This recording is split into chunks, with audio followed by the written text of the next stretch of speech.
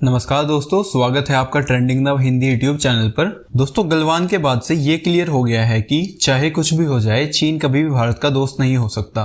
In fact जब भी मौका मिलेगा वह पीठ में छुरा ही घोंप देगा। और इन्हीं सब बातों को ध्यान में रखते हुए हमारी अब की गवर्नमेंट ने कुछ लॉन्ग टर्म प्लान्स पर ताइवान के साथ काम करना शुरू कर दिया है, क्योंकि ताइवान की सोवरेनिटी को हमेशा से ही चीन से खतरा बना रहता है। इसलिए दुश्मन का दुश्मन दोस्त होता है, तो लाजमी है कि भारत और ताइवान के रिलेशन अच्छे होंगे ही, और भारत और ताइवान को चीन को काउंटर करने के लिए साथ काम भी करना होगा। और दोस्तों, जिस तरह भारत और ताइवान का कोऑपरेशन बढ़ रहा है, उसे देखकर तो चीन को भी परेशानी महसूस होने लगी है। भारत ताइवान ऐसे कौन से लॉन्ग टर्म प्लान पर काम कर रहे हैं, ये मैं आपको इस वीडियो में बताऊंगा, इसलिए पूरा वीडियो ध्यान से देखें। इसके पहले अगर आपने चैनल सब्सक्राइब नहीं किया है तो चैनल जरूर सब्सक्राइब कर लीजिए, क्योंकि मैं इसी तरह के डिफेंस एंड फॉरेन पॉलिसी के मुद्दों पर वीडियो लाता रहता हूँ। चलिए दोस्तों, वीडियो शुरू कर लेते हैं। दोस्तों, रूस में मौजूद चीन के राजदूत झांग हान हुई ने एक बड़ा दावा किया है कि चीन की सोवरेनिटी को चैलेंज करने के लिए ताइवान के साथ भारत कुछ बड़ा और स्ट्रेटेजिकली लॉन्ग टर्म में चीन को प्रभावित करने वाला फैसला लेने वाला है। और उस चीनी डिप्लोमेट ने दावा किया है कि ताइवान ने भारत में चीनी भाषा सिखाने के लिए लगभग 15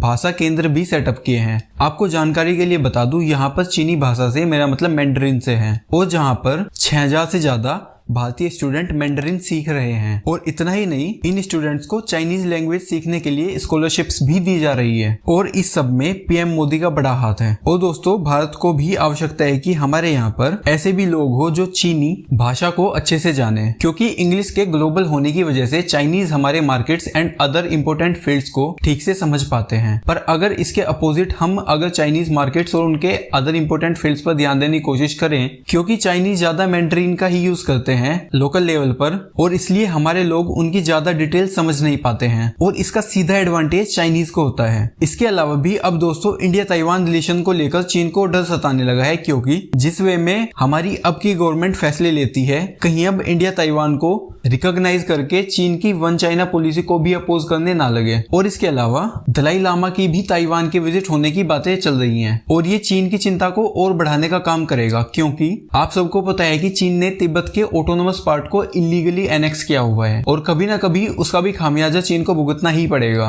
और हाल ही में ताइवान की तरफ से भी एक बयान निकल कर आया है कि साउथ एशिया में ताइवान सबसे तेजी से जिस देश के साथ अपने संबंधों को आगे बढ़ाना चाहता है वो है भारत। और इसलिए दोस्तों, इसका सीधा इशारा इस तरफ भी हो सकता है कि नियर फ्यूचर में इंडिया ताइवान को वेपन सेल करने लगे। और अगर ऐसा होता है तो ये मोदी सरकार द्वारा लिए गए फैसलों में से लिया गया सबसे बड़ा फैसला होने वाला है। और हाँ दोस्तों, मुझे चांसेस लग रहे हैं कि क्योंकि मोदी गवर्नमेंट के टाइम में ही पहली बार इंडियन वॉरशिप साउथ चाइना सी में तैनात कर दी गई हैं, और चीन को संदेश दे दिया गया है कि अगर आप हमारी सोवरेनिटी को थ्रेट करोगे तो हमें आपकी सोवरेनिटी को किस तरह थ्रेट करना है वो हमें आता है, और हम यह अच्छी तरह जानते हैं। और दोस्तों, यहीं पर सबसे बड़ा सवाल आता है कि क्या इंडिया को ताइवान समेत पूरे आसियान कंट्रीज को ब्रह्मोस मिसाइल सेल करनी चाहिए, क्योंकि अब तो रूस ने भी भारत को ब्रह्मोस को बेचने की परमिशन दे दी है। दोस्तों, इस सवाल का जवाब आप मुझे कमेंट सेक्शन में लिख कर देंगे। खैर, इंडिया ताइवान के ज्वाइंट वेंचर्स पर अभी के लिए इतना ही। वीडियो पसंद आए तो इसको एक लाइक जरूर दें, और चैनल को भी सब्सक्राइब कर लीजिए। मैं मिलता हूँ आपको अगले वीडियो में, तब तक के लिए जय हिंद, वंदे मातरम।